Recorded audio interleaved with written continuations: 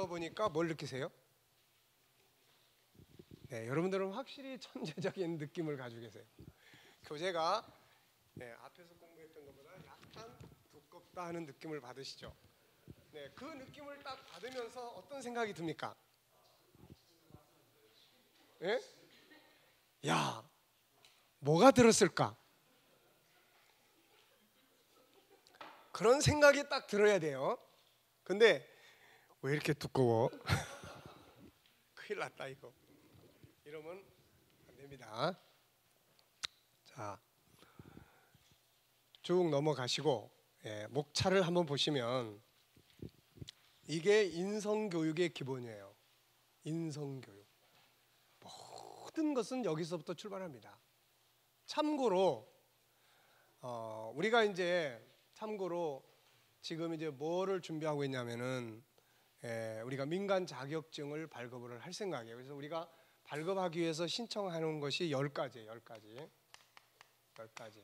그래서 뭐 심리 치료, 또 뭐 리더십, 또 뭐 멘토링, 그다음에 기독교 코칭, 또 창의력 재능 개발 지도사 뭐 이런 것들이에요.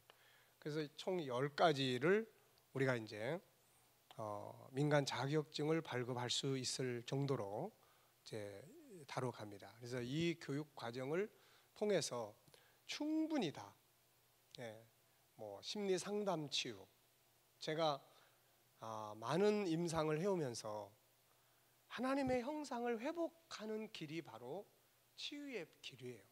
그래서 이런 부분들을 우리가 다 할 수 있어요. 그래서 특히 젊은 이제 뭔가 이런 것들에 관심이 많은 분들은 이걸 통해서 자기 업무와 융합할 수 있고, 그 다음에 또 이런 분야에 뭔가 새로운 어떤 영역을 만들어 갈 수 있고, 아이들의 멘토링이라든지 이런 것들을 새로 개발해 나갈 수 있고, 이 영역이 굉장히 많습니다. 이게 그래서 열심히 공부하시면은 여러분들의 삶을 새롭게 새로운 영역을 만들어 갈 수 있는 어떤 부분들이 이루어질 수 있다. 자, 그래서 유일성 연구 서론, 연구의 자세. 두 번째는 유일성의 총론, 배경과 구성 및 특징. 그 다음에 3장은 존귀함의 영역, 인간 속에 있는 존귀함의 본능. 4장은 만물 속에 있는 존귀함의 본능. 5장은 존귀함의 상대성 원리. 그 다음에 6장은 존귀함의 의미. 7장은 존귀함과 언어 관계. 8장은 존귀하게 여겨야 될 대상, 하나님, 나에 대한 것이 제일 많아요. 그만큼 자기 자신의 내면의 세계를 다루는 것이 굉장히 중요합니다. 이게 그래서 그 다음에 너, 상대방, 그 다음에 이제 환경이에요. 환경. 그래서 이게 이제 우리가 1권에서 다루게 됩니다. 그 다음에는 질서에 대한 존엄성이라든지 어떤 훈계에 대한 존귀함이라든지 작은 것에 대한 존귀함의 가치라든지, 그래서 또 이런 것들을 우리가 잘 훈련을 하면 사람을 존중히 여기고, 질서를 존중히 여기고, 내게 있는 것을 존중히 여기고, 파트너를 소중히 여기고, 이런 것들이 결국은 가장 중요한 인성 아니겠습니까? 그래서 이 존귀함을 통해서 그런 훈련들이 이루어진다 하는 것을 기억을 하시기 바랍니다. 자, 제1장은 이제 연구의 자세에 대해서 우리가 살펴보도록 하겠습니다. 자, 제1장은 유일성의 연구 서론, 강의 듣기. 항상 기억해야 할 내 안에 있는 성품, 연구해야 될 성품은 5가지입니다. 5가지. 자, 그 다음에 그 중에서 첫 번째 광산이 유일성, 하나밖에 없는, 여기에 대해서 우리가 연구를 하게 되고, 그 속에는 3가지의 영역이 들어있어요. 존귀함, 하나밖에 없기 때문에 최고 존귀한 거죠. 그리고 다양성, 하나씩만 있기 때문에 다 다른 거예요. 재능의 다양성, 재능의 열 많이 받는 사람들은 이걸 잘 훈련하시면 열을 덜 받습니다. 왜냐하면 다양성을 인정할 수 있기 때문에 제 스타일은 저렇구나 라고만 생각을 해도 이게 자기의 열받는 일에서 나옵니다. 그리고 쟤와 나는 다르다, 열등감이나 뭐나 이런 거는 다 똑같다고 생각하는 데서 생기는 병들이에요. 다 이게. 자, 그래서 그런 부분, 재능의 다양성의 영역. 그래서 요거는 다 이제 우리가 암기하실 수 있죠. 네. 연구하는 자세. 우리가 지금부터 공부하게 되는 내용은 공부가 아니고 삶을 변화시키는 훈련입니다. 창세기 1장 28절 같이 세상을 다스리고 정복하기 위한 엄청난 내용을 훈련을 하게 되는 거예요. 우리가 세상을 다스린다고 할 때는 뭘 이야기합니까? 힘으로 지배하는 게 아니에요. 네. 하나님의 형상은 힘으로 지배하는 게 아니에요. 존귀하게 인정하고 존귀하게 여기면 걔가 나한테 굴복을 하는 거예요. 그래서 강아지도요, 막 힘으로 지배하려고 그러면 대들고 물고 막 그래요. 그런데 존귀하게 인정을 해주면 강아지가 굴복을 합니다. 그러니까 모든 게 다 마찬가지. 자, 그래서 컴퓨터로 말하면 기존의 소프트웨어를 새로운 소프트웨어로 교체하는 작업을 하는 거예요. 기존에 살아왔던 시스템은 부정적이고 상처가 많은 시스템이라면 이제부터 공부하게 되는 시스템은 하나님을 닮은 창조주의 시스템이에요. 그러므로 단순한 공부가 아니라 시스템 교체하는 작업이라는 점을 기억하자. 이 훈련이 실효성 있는 교육이 되기 위해서는 다음 같은 인식을 가지고 출발해야 돼요. 첫째 뭐예요? 고정관념. 에베소 2장 1절로 3절에서 사도 바울은 우리가 지난날 어떻게 살았는지 설명하죠. 바울은 기존의 나를 바꾸라고 합니다. 그러므로 기존의 나를 자꾸 앞세우지 말고 새로운 나, 창세기 1장 27절 28절의 나를 받아들여야 합니다. 그래서 기존의 나에 대한 고정관념을 버리고 새로운 나를 하나씩 공부할 때마다 아, 이것이 참 나의 모습이구나, 뭐 이런 게 있어, 이게 아니라 아, 이게 참 나의 모습이구나 하고 받아들이면 변화의 시작이 되는 거예요. 새로운 나를 인정하고 신뢰하라. 자, 지금까지 우리는 아까 이야기한 것처럼 내 안에 두 개의 묘목이 있었다면 우리는 항상 얘를 나로 생각하고 있어요. 얘를 나로. 항상 얘를 나로. 그래서 이것 자체를 쑥스러워하고 어렵게 생각하는 거예요. 얘가 내가 아니에요. 예수님이 나를, 자기를 부인해라. 과연 무엇을 부인하라고 한 것일까요? 이게 무엇을? 이걸 부인하는 거예요. 우리는 얘가 내가 아니에요. 얘는 창세기 3장에서 생겨난, 이거는 가지야. 이게 진짜 나는 얘예요. 얘를 살리는 거죠. 그래서 우리가 이런 훈련을 해 나갈 때 아, 그렇구나. 자, 이제부터 공부하게 될 내용은 참 나에 대한 내용들이다. 그러므로 참 나의 성품들을 하나씩 공부해 갈 때마다 위에서 지적한 대로 고정관념, 옛 습관적인 나를 부인하고 새로운 나를 반갑게 맞이해야 합니다. 그것이 자신의 참 모습임을 인정하고 신뢰해야 합니다. 바울은 로마서 6장 11절에서 은혜 아래 있는 것을 그렇게 인정해라, 여기라는 말을 써요. 그때부터 참 나를 살기 시작하게 됩니다. 그리고 이때부터 자신의 인생에 변화가 오겠죠. 당연히 이렇게 말하고 이렇게 살던 사람이 이렇게 말하고 이렇게 생각하고 할 때 당연히 변화는 오게 되는 것입니다. 자, 그래서 이제 이때부터 자신의 인생에 놀라운 변화가 옵니다. 근데 많은 사람들은 그냥 익숙한 대로 사는 게 편하다고 생각을 해요. 익숙하게 사는 게, 그거는 늘 그동안 그런 살아온 스타일이기 때문에 익숙한 겁니다. 이걸. 그래서 뭔가 새로운 변화를 주기를 원하는 사람들은 익숙해짐에서 멀리 서야 돼요.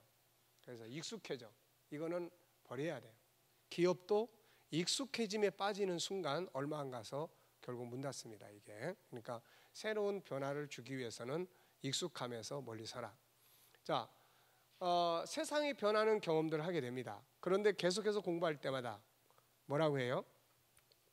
말씀은 좋은데 그게 가능할까요? 생각과 현실은 다릅니다. 너무 어려워요. 그냥 이대로 살래요. 네. 이렇게 되면 어떻게 해야 될까요? 그냥 그렇게 사는 거죠. 자, 이렇게 시작하면 자기의 참 모습은 영영 못 찾습니다. 종로로 타는 나, 부정적인 나로 그냥 살면서 항상 후회를 해요. 항상. 지금 중요한 건 이거예요. 내가 변해야 되냐 안 변해야 되냐는 거는 내가 지금의 삶에 대해서 후회스러움이 이러면 안 되는데라는 것이 있느냐 없느냐는 거예요. 있다면 바꿔야 되는 거예요. 네, 그걸 통해서 내가 기쁘게 즐겁게 사는 게 중요하니까요. 이 공부를 하는 이유, 내 안에 있는 5가지 성품을 공부한다는 것은 하나님을 닮은 참 나를 찾는다는 것이죠. 사람들 대부분은 자기답게 살지 못합니다. 남의 흉내내거나 남이 만든 것들 앞에 기계적으로 삽니다. 그래서 부정적이고 잘못된 나로 살아요. 그러면서 후회하고 무능력해지고 변화에 끌려가는 삶을 살아요. 우리가 이 과정을 공부하는 이유가 이걸 탈피하기 위해서예요. G스쿨, 세븐스쿨은 자기를 찾아서 자기답게 살게 하기 위함이며 하나님이 처음에 우리를 만드신 후에 우리에게 주신 말씀을 실현시키기 위함이에요. 이건 놀라운 행복과 인생의 성공을 가져오는 일입니다. 자, 창세기 1장 27절 28절을 이제는 우리가 다 암송하고 있으니까 이거를 늘 이제 묵상하는 훈련을 하셔야 돼요. 내 안에서 창세기 1장 27절 28절. 이걸 해도 안 믿어. 그러면 소용없어요. 내가 믿어. 난 이대로 살 거야. 그리고 난 이 말씀이 내 안에 이루어질 거야. 난 이대로 살 거야. 그러면 이 말씀이 내 안에서 묵상되어지는 게 중요해요. 어떤 환경, 자녀와의 관계, 다스려지지 않는 부분, 그게 있으면 그걸 놓고 하나님이 말씀이 이곳에서 적용이 돼서 이 분야가 다스림을 받게 해주세요. 이게 이제 중요한 거예요. 이게. 자, 5가지 성품은 공부가 아니라 사용해야 할 도구임을 명심하자. 세상의 모든 것은 도구가 필요하다. 도구를 통해서 뭔가를 만들어냅니다. 나를 변화시키고 세상을 다스리고 정복할 수 있는 도구는 바로 하나님의 성품 5가지예요. 다윗이 물맷돌 5개를 가지고 골리앗과 블레셋을 물리치고 승리자가 된 것처럼 내 안에 있는 하나님을 닮은 5가지는 세상을 다스리고 정복하게 만들어 주신 능력입니다. 자, 유일성, 인격성, 거룩성, 사랑성, 영원성. 그래서 5가지 성품은 공부가 아니고 뭐예요? 세상을 다스리라고 하나님이 내 안에 담아주신 도구 훈련이에요. 크게는 5가지 성품이지만 각각의 문을 열고 들어가 보면 그 안에는 세상을 다스리는 데 필요한 수많은 기능들이 들어있어요. 이 기능들을 하나씩 사용하기 시작할 때 세상은 우리 앞에 굴복하게 됩니다. 5가지 성품은 공부가 아니라 사용해야 할 도구요 기능입니다. 스마트폰의 기능 중에 몇 가지나 사용하는가? 혹시 스마트폰 기능이 몇 가지나 되는지 아세요? 몇 가지나 됩니까? 혹시 얼마나 되는지 아십니까? 네, 뭐 몰라도 천국 가는 데는 문제 없어요. 네. 자, 그것의 기능 사용을 통해서 얻어지는 게 뭐예요? 자, 김희덕 권사님은 스마트폰을 통해서 몇 가지나 사용하세요? 전화는 사용할 거고.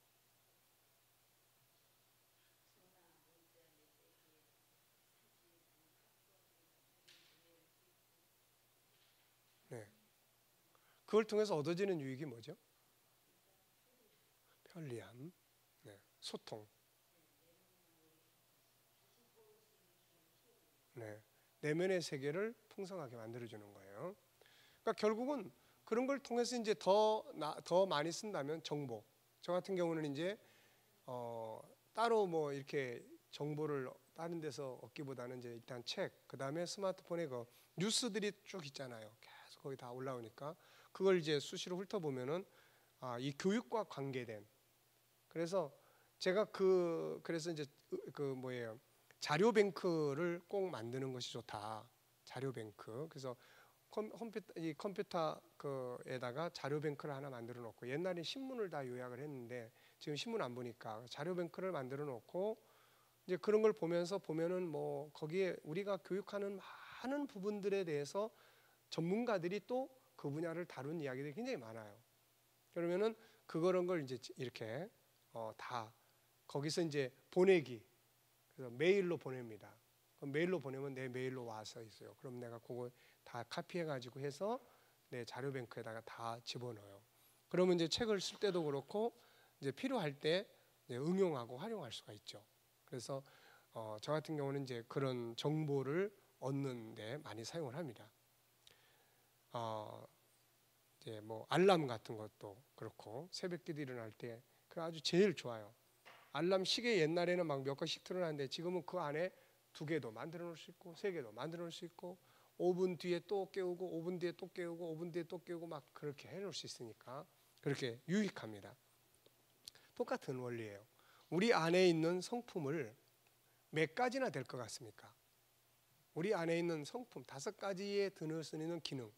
일단은 통계적으로 보면은 제가 이거를 정리하면서 보니까 한 300과 정도 돼요. 한 300과.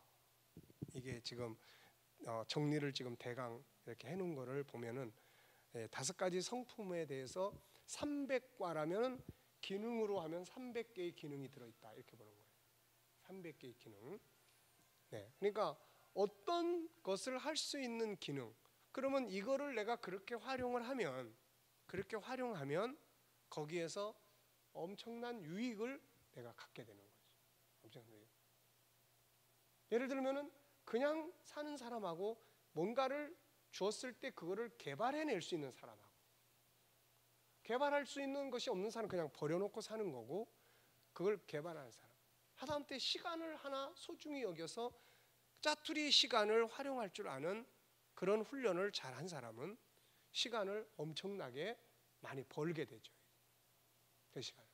그러니까 그런 부분들에 대해서 우리가 안에 있는 도구들이 뭔지를 알고 그거를 잘 활용하는 훈련 이런 게 굉장히 필요한 거죠.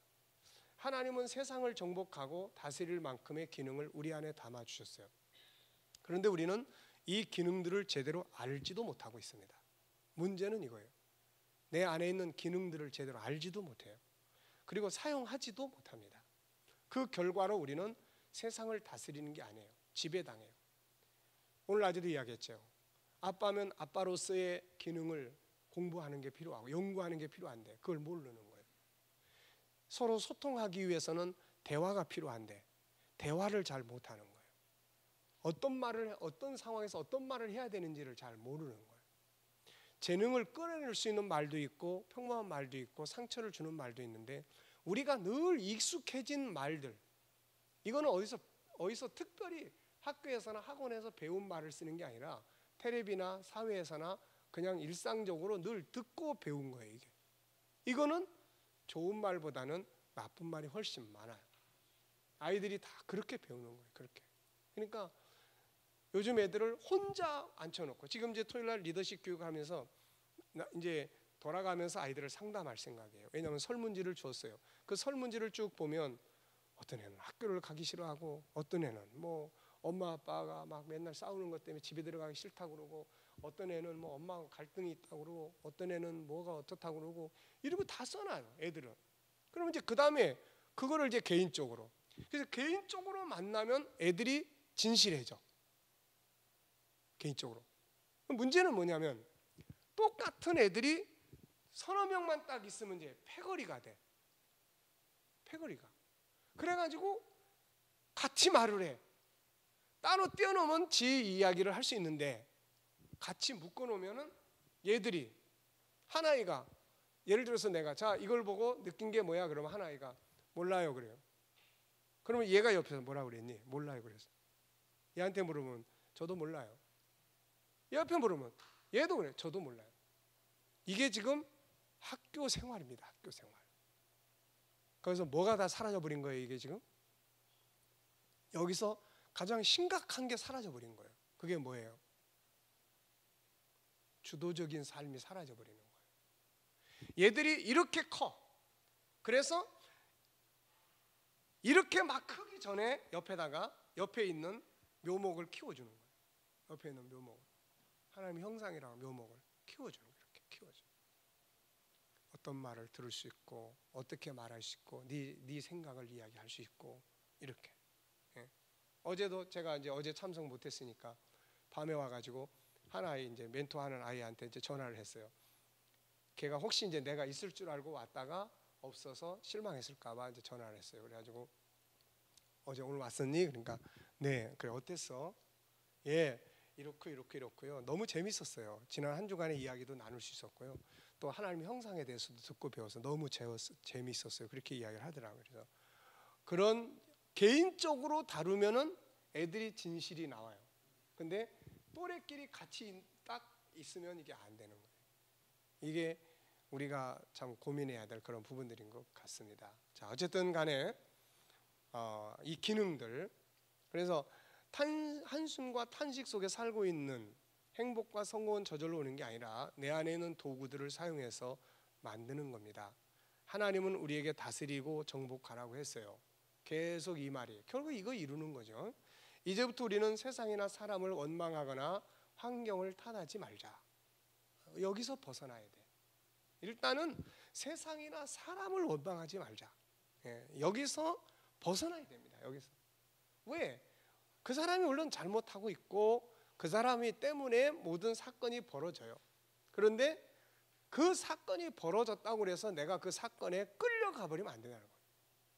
벌어진 사건을 내가 어떻게 통치할 거냐는 거예요. 벌어진 사건을. 형제들한테 요셉이 팔려가 버렸어요. 사건이 벌어져 버린 거예요. 그러면 거기서 요셉이 일반적으로 말하면 원망하고 환경에 증오하고 이게 맞는 거예요. 이게 인간은 익숙해져 있으니까요. 그런데 만약에 그랬다면 요셉은 실패하죠. 그런데 다행한 것은 그 환경에 부딪혀버린 그 환경, 원망 쪽에서 종로로 타는 게 아니라 그 환경을 다스리게 되는 거죠. 그게 받아들이는 거고 그 속에서 주도적으로 그 일을 해나가려고 하는 연구를 하기 시작하는 거고 다스리는 거예요. 다스리는 거. 네. 그래서 다스릴 수 있는 도구들을 찾아서 활용하고 훈련하는 거예요. 한 가지밖에 모르는 사람은 한 가지밖에 사용 못하는 거고 10가지를 아는 사람은 10가지를 사용할 수 있어요. 예를 들어서 이 종기함에 이제 이게 교육 시스템이 27과를 다루게 되는데 그 중에서 하나만 활용하는 사람하고 그 중에서 2개, 3개를 활용하는 사람하고 예를 들면은 사람만 소중히 여기는 사람하고 자기가 하고 있는 업무를 소중하게 여기는 사람하고 이건 다르겠죠. 네, 다른 겁니다. 이게 우리가 사람을 존중히 여기지만 환경은 또 별로 유익하게 생각하지 않아요. 그리고 그냥 막 버려지는 시간들을 아무렇게나 여겨요. 이 사람하고 그걸 훈련을 잘해서 조각조각 떨어져 나가는 시간을 유익하게 활용하는 법을 잘 훈련한 사람하고 이 인생은 바뀌는 거예요. 이걸 통해서 따르게 말하면 한 가지 도구를 훈련하느냐 2가지 도구를 훈련해서 사용하느냐의 차이점이에요. 자, 요셉은 그렇게 살지 않았죠. 어려운 환경을 탓하지 않고 원수를 형제를 원망하지 않았고 자기 안에 있는 소중한 도구들을 능숙하게 찾아내서 활용합니다. 그 모든 상황을 다 변화시켜서 결국은 환경도 굴복하게 만들고 형제들도 굴복하게 만들고 애굽의 보디발뿐만 아니라 모든 사람들이 그 앞에 굴복하게 만드는 그가 특별한 천재에서가 아니라 그 안에 있는 다스리고 정복하라고 담으신 기능들을 능숙하게 사용했다고 하는 차이점이에요. 이게 우리도 동일한 도구를 가지고 있습니다. 이제부터 이 도구들을 찾아서 그 안에 있는 기능들을 사용해보자. 이걸 잘 훈련하시는 분하고 전혀 훈련하지 않고 그냥 막 사는 분하고는 완전히 다르게 될 겁니다. 완전히 다를 거예요. 비록 이걸 우리가 다 실행을 못해도 이 도구를 늘 의식하고 사는 사람하고 전혀 이 도구가 뭔지도 모르고 똑같이 우리 교회 안에 다니고 있고 똑같이 신앙생활을 하지만 그렇지 이걸 훈련하는 사람하고 훈련하지 않은 사람하고 1년 뒤, 2년 뒤 삶은 엄청난 차이가 올 거예요. 네. 그러니까 우리가 성경에서 저는 게으르지 말라는 말을 단순하게 세상적 개념만을 말하는 게 아니다 이렇게 봐요. 내 안에 하나님이 담아놓으신 이 소중한 것들을 찾아내고 연구하고 개발해서 활용하고 그걸 세상 앞에 드러낼 때 세상을 변화시켜 갈 수 있고 뭔가 유익하게 장사 하나를 해도 이 하나님의 형상을 토대로 해서 우리가 사업을 하고 사람을 상대하고 뭔가 연구를 해내고 새로운 아이템을 찾아내고 한다면은 훨씬 더 유익한 그런 삶을 만들어갈 수 있는 거죠. 자, 본장에서는 먼저 유일성의 구조와 기능들을 살펴볼 것이다. 배우는 것이 아니라 훈련하는 것임을 명심하자. 유일성의 도구들을 사용해 보면 하나님을 닮은 도구들이 얼마나 놀라운 능력을 가지고 있는지를 경험하게 됩니다. 공부가 아니라 변화를 위한 훈련임을 기억하자. 다시 한번 강조한다. G7 훈련은 공부가 아니고 세상을 다스릴 도구들의 사용법을 훈련하는 거다. 어떤 도구가 있고 그 도구를 어떻게 사용하는지를 훈련하는 거예요. 다음 2가지를 반드시 실천하자. 자, 첫째는 뭐예요? 네, 지금까지는 정리를 해서 암송하고 묵상 안 해도 괜찮았어요. 근데 이제부터는 구체적인 거기 때문에 이거는 공부하고 나면은 가급적이면 간단 명료하게 요약을 하고 가족들에게도 아침에 한 문장으로 이 과를 공부를 한 다음에 한 문장으로 아이들에게 이야기 나눌 수 있고, 그래서 나중에는 그런 게 아주 자연스럽게 소통되고 대화되고 나눠질 수 있도록 그렇게 이제 훈련을 해야 됩니다. 아시겠죠? 목사님 이야기를 들어보니까 갈수록 힘들어질 것 같은 느낌인데, 자, 힘들지 않습니다. 둘째, 성실하게 뭐해요? 과제 실천하기. 자, 이렇게만 하면 됩니다. 기록하고 말하기. 우리가 공부하게 될 이 과정의 의미는 뭐예요? 컴퓨터로 본다면 뭘 바꾸는 거예요? 안에 있는 소프트웨어를 바꾸는 겁니다. 우리가 개발하게 될 성품 5가지: 유일성, 인격성, 거룩성, 사랑성, 영혼성. 그 중에 첫 번째 내용은 뭐예요? 유일성입니다. 이 유일성 안에 3개의 광구가 있다. 그 광구 안에 첫 번째 광구를 우리는 들어가게 됩니다. 본 훈련을 위해서 가져야 할 자세 5가지. 첫째는 무엇입니까? 고정관념을 버리자. 둘째는 새로운 나를 인정하고 신뢰하자. 나는 이런 존재야. 지금까지 나는 하나님의 아들이야, 이런 말씀을 많이 사용했다면은 이제부터는 나는 하나님을 닮은 존귀한 자야. 존귀한 자, 하나님을 닮은 존귀한 자는 어떤 존귀한 말을 할까? 어떤 존귀한 생각을 할까? 세상을 어떻게 대해야 될까? 이런 것들을 우리가 생각을 하면 됩니다. 자, 본 훈련을 위해서 가져야 될 자세. 첫째는 그거. 두 번째, 새로운 나를 인정하고 신뢰하라. 세 번째는 이 공부를 하는 이유가 뭐예요? 환경, 주어진 세상을 다스리기 위함입니다.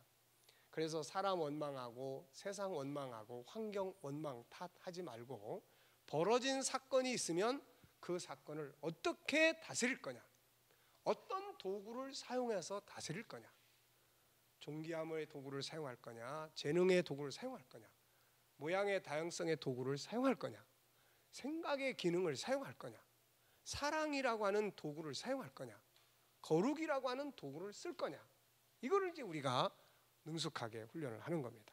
자, 그다음에 네 번째는 우리가 공부하는 건 공부가 아니고 사용할 도구임을 명심하자. 다섯 번째는 공부가 아니라 변화를 위한 훈련이라는 것을 명심하자. 과제입니다. 스마트폰의 기능이 몇 가지나 되는지 조사해서 발표하는 거예요. 그래서 다음 시간에는 이런 것들을 이제 나누는 겁니다. 자, 조사해서 발표하고 5가지 성품의 기능은 얼마나 될 것 같은지 한번 추측을 해보시고, 자, 공부하기 위한 5가지 자세의 주제들을 암송을 하고, 암송한다는 거는 꼭 문자 그대로 안 해도 돼요. 중요한 것은 내 안에서 이런 것 조심해야 돼. 이게 딱딱딱 떠올라야 돼. 그래, 고정관념. 그래, 버려보자. 내가 하기 힘들 때 고정관념이 아직도 나를 묶고 있구나. 이거 한번 버려보자. 이렇게 하기 위해서는 생각이 날 수 있어야 합니다. 자, 적용하기는 여기서는 이제 똑같아요. 그래서 본문 말씀 암송하는 것, 하나님의 자녀라고 외치는 것, 이 부분은 이제 다양하게 이제, 그다음 먼저 인사하는 건 누구한테 먼저 해요? 자기한테 먼저 하고, 그래서 특히 자기 건강하게 만드는 데다가 초점을 두십시오. 그다음에 잘한 일, 축하한 일, 이거 우리 잘하고 있고, 새로운 도전, 그리고 이것을 한 가지씩 꼭 한 가지씩, 너무 그냥 맨날 똑같은 것만 하지 말고 이번 주간에는 Y를 하우나 화수로 한번 바꿔보자. 그래서 그 기회를 찾아요. 기회. 그래가지고 누가 실수를 딱 했다. 그러면 기회가 왔구나. 이걸 딱 생각해요. 어떻게, how, 어떻게 이 말을 사용해 볼까. 딴 사람이 실수를 탁 해버렸어요. 그러면 how라는 말을 어떻게 사용하면 될 수 있어요? 어떻게 쓸 수 있을 것 같아요? 잘못을 저질렀어요. 어떻게 이 how를 쓰면 좋겠습니까? 어떻게 쓰면 좋을 것 같아요? 천재이신 김희덕 권사님, 네. 어떻게 쓰면 좋겠어요? 네? 그럴 수도 있어. 네, 그래, 그럴 수도 있지. 네, 네. 괜찮아. 이제 이런 것들이에요. 괜찮아. 어떻게 해서 이런 상황이 벌어졌어? 어떻게? 그런 다음에 이걸 우리가 어떻게 더 유익하게 만들 수 있을까? 네, 이런 거예요. 네. 쉽지 않죠. 그런데 해보면 이게 엄청나게 우리를 바꾼다는 걸 알 수가 있습니다. 자, 김성석 장로님 아시겠죠? 네.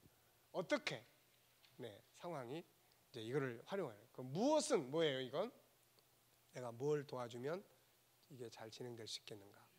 어떤 방법을 찾으면 이걸 해결해 나갈 수 있을까? 어떤 표현을 쓰면 이거를 바꿔볼 수 있을까? 이런 거예요, 이게.